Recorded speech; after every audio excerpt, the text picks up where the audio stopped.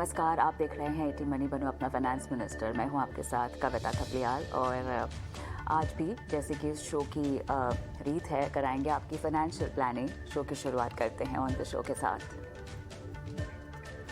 पहली नौकरी में क्या खुद का आशियाना खरीदने के लिए करे प्लान। 20 साल की उम्र में घर खरीदने की प्लानिंग के फ़ायदे बताएंगे आपको आज। क्या है डिसेबिलिटी कवर, टर्म इंश्योरेंस के साथ खरीदना चाहिए क्या डिसेबिलिटी कवर, बताएंगे आपको आज। साथ ही मोटर इंश्योरेंस क्यों नहीं ले रहे हैं लोग अभी रोड पर। 50% गाड़ियां बिना इंश्योरेंस के। इंश्योरेंस नहीं तो पेट्रोल डीजल नहीं। पूरी खबर आपको समझाएंगे शो में आगे। डिविडेंड की कमाई कैसे हो, डिविडेंड की कमाई के लिए निवेश स्ट्रैटेजी।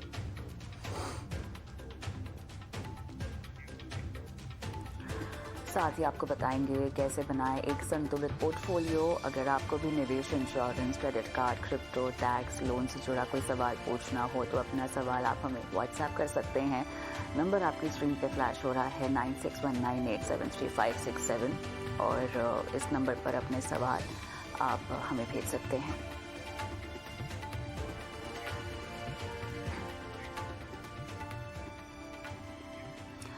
ये कहना गलत नहीं होगा कि हर व्यक्ति अपने खुद का घर खरीदने का सपना देखता है। हालांकि कई लोगों को ये अपने करियर की शुरुआत में ही पूरा कर लेने का इनका मकसद होता है और कुछ लोगों को इसे पूरा करने में थोड़ा वक्त लग जाता है। घर खरीदना एक व्यक्ति के लिए आमतौर पर उसकी ज़िंदगी का सबसे बड़ा निवेश होता है और उस बड़े लक्ष्य को हासिल करने के लिए व्यक्ति के पास वित्तीय स्थिरता और इतना बड़ा खर्च करने के लिए अच्छी इनकम होना ज़रूरी होता है।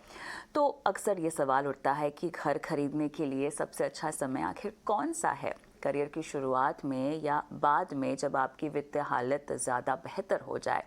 आज हम आपको इसके बारे में विस्तार से बताएंगे। हमारे साथ मेहमान प्रशांत ठाकुर, डायरेक्टर और head research and property consultant जुड़ गए हैं। बहुत बहुत स्वागत है आपका प्रशांत। और आज हम मुद्दा यही शो में उठा रहे हैं कि क्या आपकी पहली सैलरी से आपको घर की प्लानिंग कर लेनी चाहिए या घर खरीदने का अगर आपका कोई मकसद है तो उसको खरीदने के लिए आपको आगे बढ़ना चाहिए। ये बहुत ही फाइनेंशियल प्लानिंग से जुड़ा सवाल है, लेकिन आप क्योंकि हमारे साथ शो में हैं तो मुझे बताइए अगर आपके पास कोई डेटा हो जहाँ पर हमें ये पता चले कि मिलेनियल्स आज की तारीख में घर खरीदने के लिए कितने उत्साहित हैं। आपने बिल्कुल सही कहा कि एक इंडियन फैमिली के हिसाब से घर एक बहुत ही इम्पोर्टेंट प्लेस होल्ड करता है फाइनेंशियल प्लानिंग के एस्पेक्ट से। और अभी देखा गया है कि पैंडेमिक के बाद यंगस्टर्स मिलेनियल्स काफी उत्सुक हैं घर खरीदने के लिए। हमने हाल में एक सर्वे किया था जिसमें ये निकल कर आया है कि 54% ऑफ द मिलेनियल्स जो इन्वेस्टमेंट कर रहे हैं वो इन्वेस्टमेंट इस मकसद से कर रहे हैं कि आगे चलकर उनको एक घर खरीदना है। सो होम बाइंग डेफिनेटली मेरे ख्याल से अभी उनके दिमाग पे है।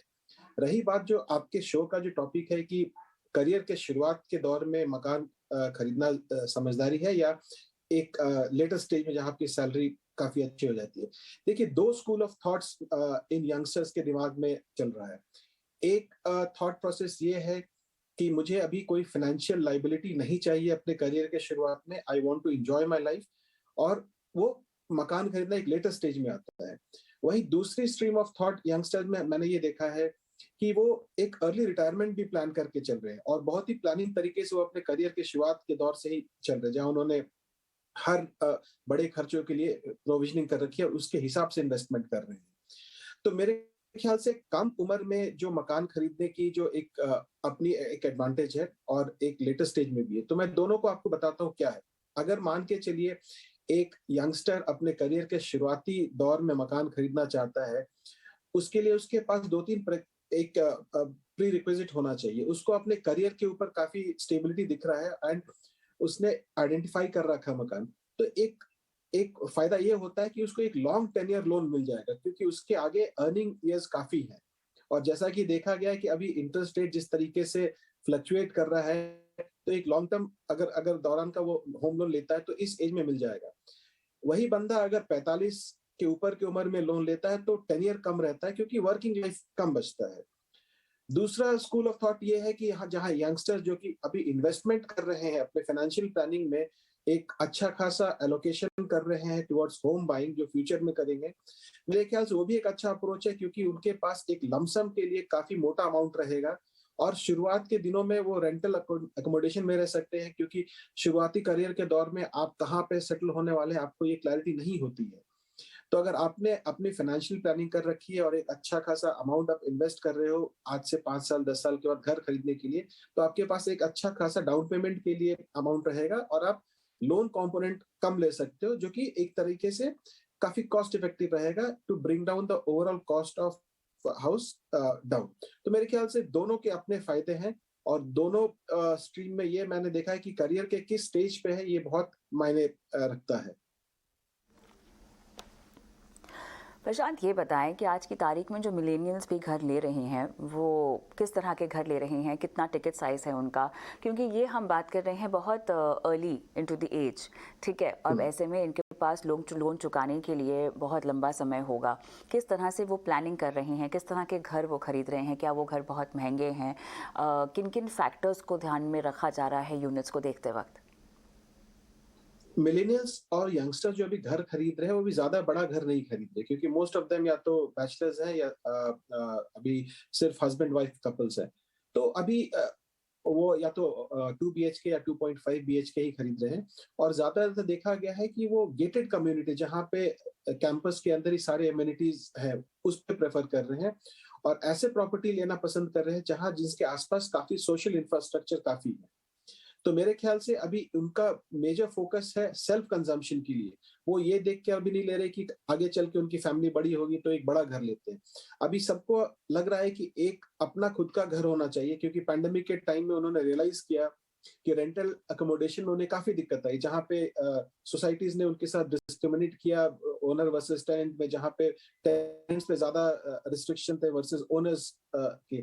तो अभी फिलहाल उन्होंने पैंडेमिक से निकलने के बाद सबसे पहले ये देखा कि यार रेंट में हमें रहने से बेहतर होगा कि अपना खुद का एक घर हो। तो अभी ज्यादा बड़ा घर वो नहीं ले रहे हैं, फंक्शनल होम पे उनका ज्यादा ध्यान है, ready to move in property पे वो ज्यादा फोकस कर रहे हैं क्योंकि अभी उनकी इनकम कैपेसिटी इतनी नहीं है कि वो रेंट और ईएमआई दोनों पे कर सके। सो ये 3-4 चीजें हमने ऑब्जर्व करी है अपने सर्वे में। यार, एक चीज़ और मुझे आपसे ये समझनी है, वो ये है कि जहाँ हम देख रहे हैं कि लोग मिलेनियल्स ख़ास तौर से घर खरीदने की ओर आगे बढ़ रहे हैं, कहीं ना कहीं रेंटल्स को लेकर भी डिमांड में कुछ ख़ास कमी नहीं आई है जितनी उम्मीद की जा रही थी। तो ख़रीद भी रहे हैं, रेंट पर भी रह रहे हैं। एक तबका ऐसा है मिलेनियल्स का जो ये सोचता है कि वो अपने ऊपर फाइनेंशियल लाइबिलिटी नहीं चाहते हैं। कोविड के दौरान ख़ास तौर से हमने देखा था कि लाइफ कहाँ किस ओर मोड़ ले आपको नहीं पता, ये एक मंत्र हो गया था। दोनों कैसे ट्रेंड हम देख रहे हैं कि लोग घर भी खरीद रहे हैं, रेंट पर भी मिलेनियल्स रहने में विश्वास रख रहे हैं। ये किस तरह के मिलेनियल्स हैं जो शायद मूविंग जॉब्स में हो? क्या ये उस तरह के मिलेनियल्स हैं जिनको शायद ये फिक्स ना हो कि एक लोकेशन पर ही हमें नौकरी करनी है, हम अलग अलग जगह जाके अपॉर्चुनिटीज एक्सप्लोर कर सकते हैं? किस तरह के लोग हैं ये? देखिए, जैसा मैंने शुरुआत में कहा कि 2 डिस्टिंक्ट थॉट प्रोसेस मिलेनियल्स में चल रहे हैं। एक तो हो गए जो आपने जैसा सही बोला गिग वर्कर्स जिनको काफ़ी अभी पता नहीं कि कहाँ पे रहने वाले हैं और वो काफ़ी फ्रीक्वेंटली शहर बदल रहे हैं। तो वो अभी रेंटल अकोमोडेशन प्रेफ़र कर रहे हैं। दूसरी तरफ ऐसा एक यंगस्टर्स और मिलेनियल्स का पॉपुलेशन है जो कि अपने जॉब को लेके काफ़ी सिक्योर है और वो अपने एक किसी पर्टिकुलर लोकेशन पे ही काम करना चाहता है या फिर उन्होंने एक एक अपने इन्वेस्टमेंट पोर्टफोलियो में रियल एस्टेट को एक इम्पोर्टेंस दी है और उन्होंने उन्होंने ये भी रियलाइज किया है कि apart from equity and other investment instrument, घर भी एक होना बहुत जरूरी है। और अभी के टाइम पे अगर आप देखें, हालांकि अभी इंटरेस्ट रेट्स बढ़ना शुरू हो गई है, फिर भी अगर आप देखें अफोर्डेबिलिटी अभी ऑल टाइम बेस्ट है। तो अभी उनको काफ़ी अपॉर्च्युनिटी मिल रहा है एक सही प्राइस पे मकान लेने का। तो ये दूसरा तबका जो मकान ले रहा है वो एक फाइनेंशियल पोर्टफोलियो एक तरह से आप देख लीजिए। जैसा कि मैंने कहा कि ये यंगस्टर्स काफ़ी मैच्योर हैं अपने फाइनेंशियल प्लानिंग को लेकर। मैंने बहुत ऐसे यंगस्टर्स को देखा है जो कि जिन्होंने अपनी नौकरी अभी शुरू करी है और दे आर अनमैरिड बट उन्होंने एसआईपी कर रखी है अपने खुद के शादी के लिए, अपने बच्चों के एजुकेशन के लिए, होम लोन के लिए, डाउन पेमेंट के लिए। तो इस तरह का तबका मकान अभी ले रहा है। दूसरा है जो अभी भी काफ़ी बिलीव करता है कि अर्ली स्टेज में लायबिलिटी नहीं लेना चाहिए जब तक क्लैरिटी नहीं मिल जाए, वो तबका रेंट कर रहा है।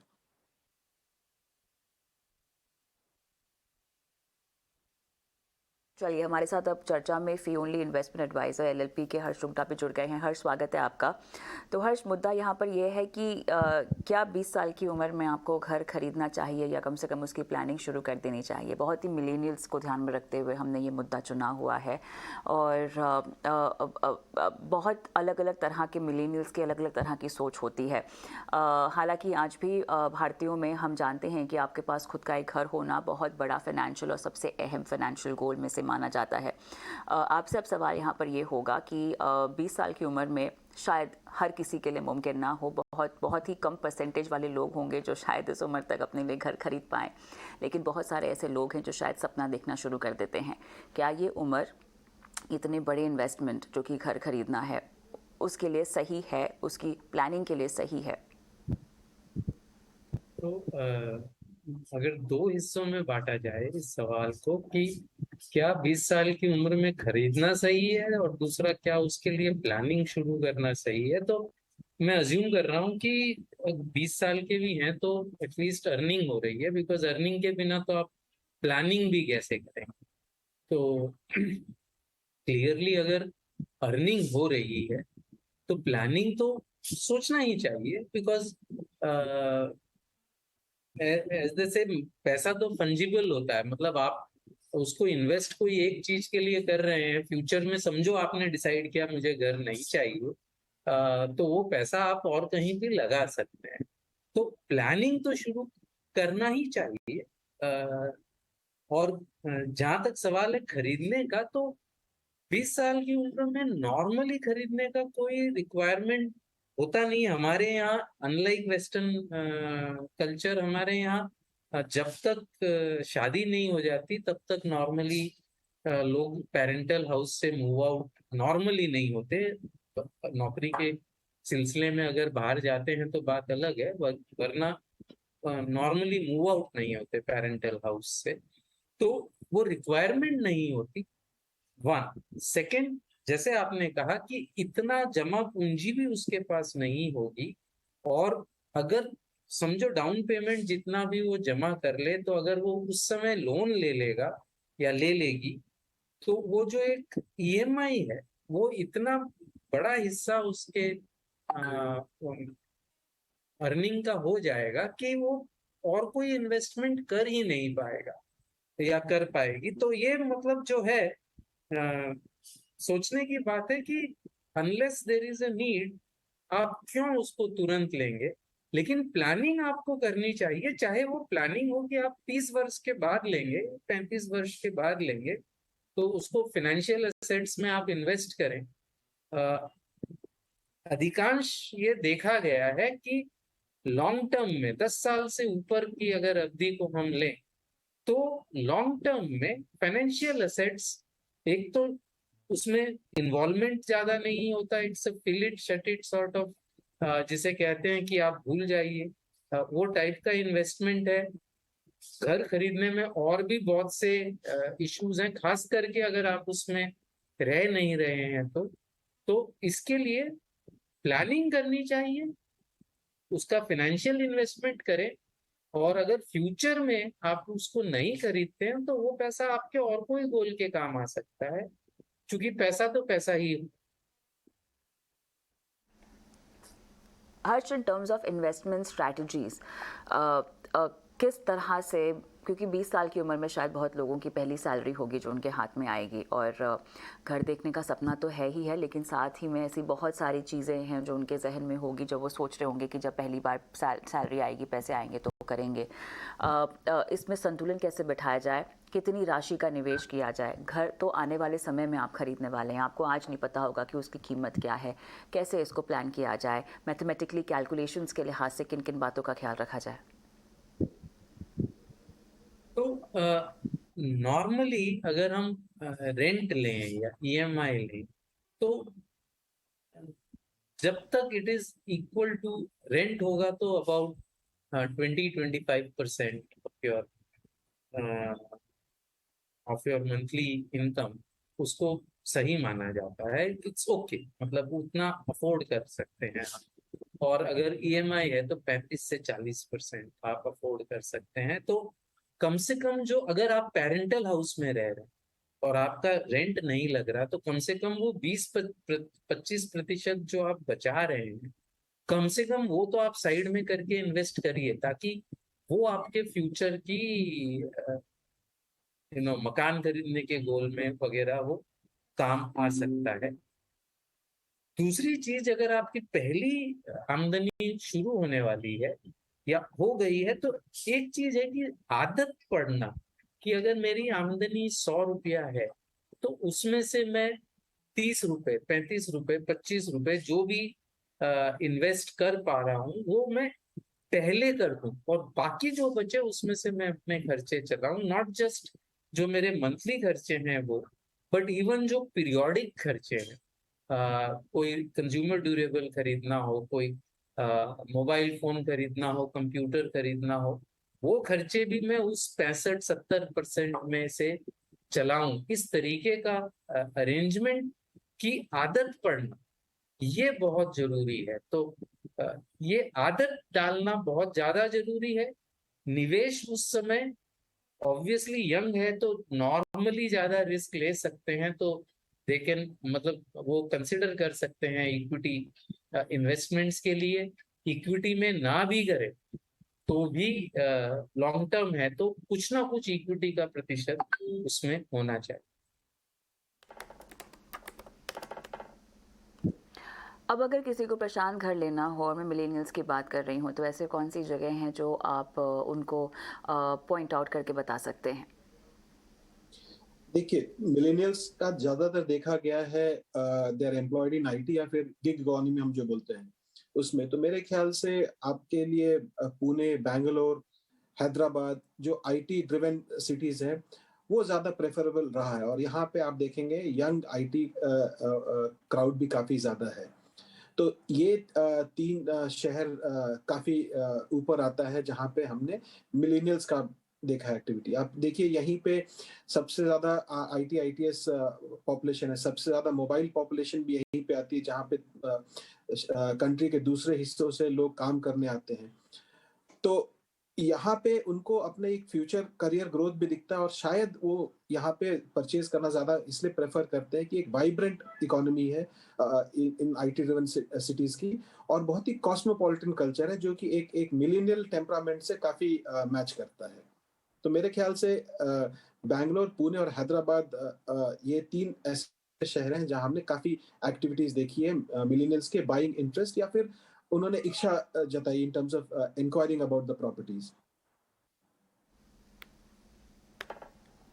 चलिए प्रशांत, बहुत बहुत धन्यवाद आपका, आपने समय निकाला और इस खास चर्चा में आप शामिल हुए और हमें बताया कि मिलेनियल्स किस तरह से आगे बढ़ सकते हैं अपने घर खरीदने के सपने को लेकर। लेकिन हर्ष, आप हमारे साथ बने रहें, क्योंकि